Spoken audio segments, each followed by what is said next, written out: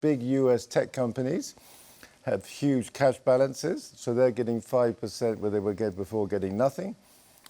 Although those cash balances are now coming down because they're spending a lot on NVIDIA chips. Second point is the US corporate sector, investment-grade corporate sector, the CFOs did a very good job of terming out their debt, locking in bond yields. So more than 60% of investment-grade bonds do not mature until after 2029. So those, I think, are the key reasons why the corporate sector has been remarkably resilient in the face of Fed tightening. But I want to, you talked about opportunity, and what I wanted to ask Chris was something I've been grappling my head, and a lot of investors globally have been grappling their head. Is it too early to start worrying about AI impacting your portfolio?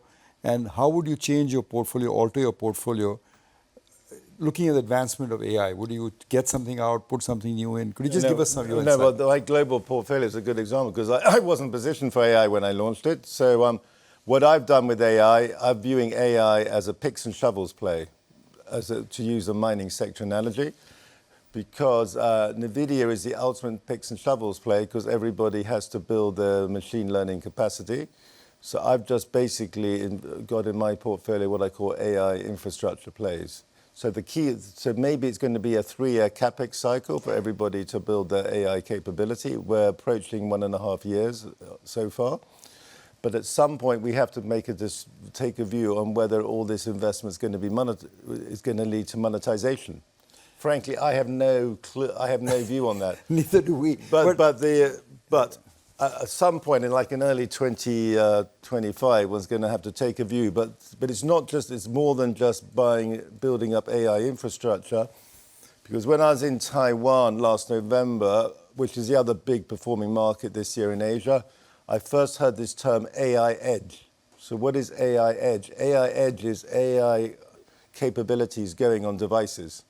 Okay. And again, I have no idea if people are going to want to buy electronic devices like smartphones with AI capabilities, but I got total conviction they're going to be built, which is why you also want to own the Taiwan supply chain. So if you look at a chart of NVIDIA and Taiwan's outperformance in Asia, it looks like Siamese twins. But at some point, we've got to take a view on whether it's going to become monetizable. And the founders of NVIDIA are basically from Taiwan. So that's the correlation. But I particularly want to ask you a very pointed question. Given what I've heard about AI and it will reduce the need for programming costs in India, would you think that programmers would be out of jobs in India in 5 years' time because of AI? I think there's a real risk to programmers. Basically, it looks right now you'll be much better to learn to be a plumber than a programmer. Really?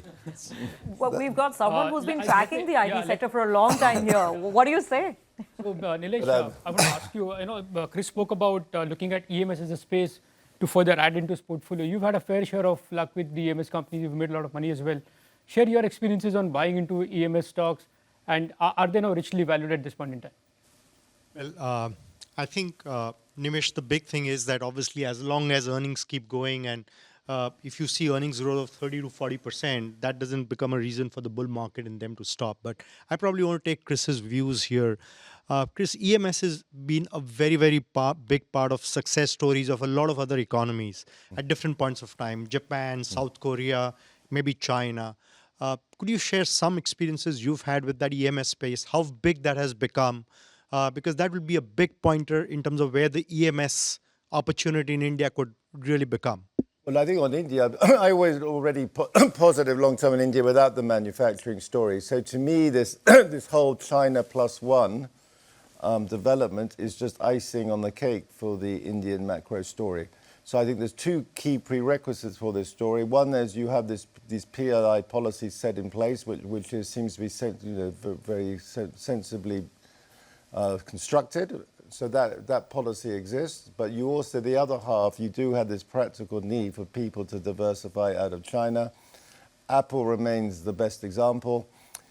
Apple virtually had all its production in China. I'm sure Apple probably wanted to keep it all in China, but as a practical matter, if you're running Apple, you have the risk that you wake up one day and the US Congress orders you out of China.